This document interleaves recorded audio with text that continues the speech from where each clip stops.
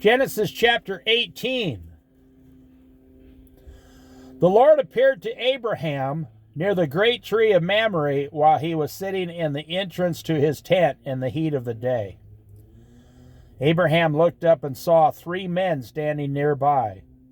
When he saw them, he hurried from the entrance of his tent to meet them and bowed low to the ground.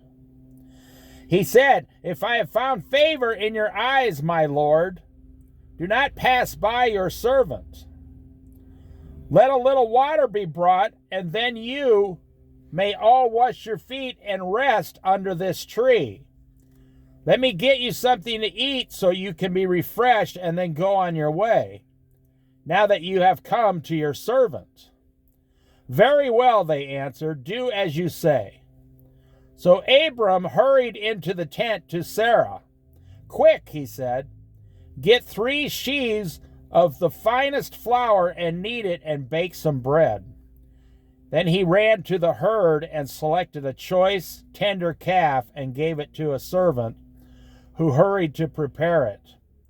He then brought some curds and milk and the calf that had been prepared and set these before them. While they ate, he stood near them under a tree. "Where is your wife Sarah?" they asked him.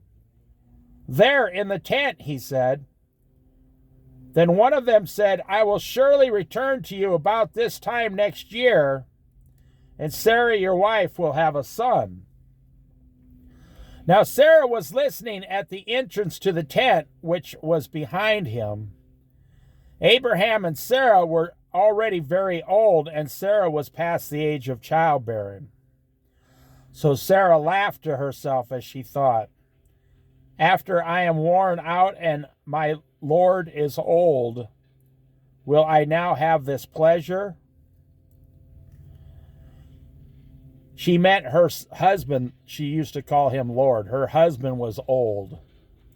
"My Lord is old. Will I now have this pleasure?" Then the Lord said to Abraham, "Why did Sarah laugh and say, 'Will I really have a child now that I am old?' Is anything too hard for the Lord? I will return to you at the appointed time next year, and Sarah will have a son." Sarah was afraid, so she lied and said, "I did not laugh." But he said, "Yes, you did laugh." When the men got up to leave, they looked down toward Sodom, and Abraham walked along with them to see them on their way. Then the Lord said, "Shall I hide from Abraham what I am about to do? Abraham will surely become a great and powerful nation, and all nations on earth will be blessed through him. For I have chosen him, so that he will direct his children and his household after him to keep the way of the Lord by doing what is right and just, so that the Lord will bring out for Abraham what he has promised him." Then the Lord said, "The outcry against Sodom and Gomorrah is so great, and their sin so grievous, that I will go down and see if what they have done is as bad as the outcry that has reached me. If not, I will know." The men turned away and went toward Sodom, but Abraham remained standing before the Lord.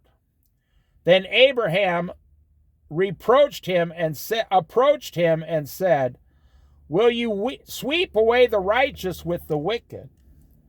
What if there are 50 righteous people in the city? Will you really sweep it away and not spare the place for the sake of 50 righteous people in it? Far be it from you to do such a thing, to kill the righteous with the wicked, treating the righteous and the wicked alike. Far be it from you, will not the judge of all the earth do right?" The Lord said, "If I find 50 righteous people in the city of Sodom, I will spare the whole place for their sake." Then Abraham spoke up again, "Now that I have been so bold as to speak to the Lord, though I am nothing but dust and ashes? What if the number of the righteous is 5 less than 50?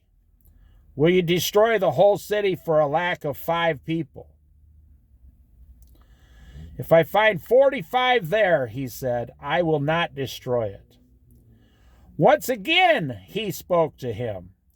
What if only 40 are found there? He said, for the sake of 40, I will not do it. Then he said, may the Lord not be angry, but let me speak. What if only 30 can be found there? He answered, I will not do it if I find 30 there. Abraham said, now that I have been so bold as to speak to the Lord, what if only 20 can be found there? He said, for the sake of 20, I will not destroy it. Then he said, may the Lord not be angry, but let me speak just once more. What if only 10 can be found there?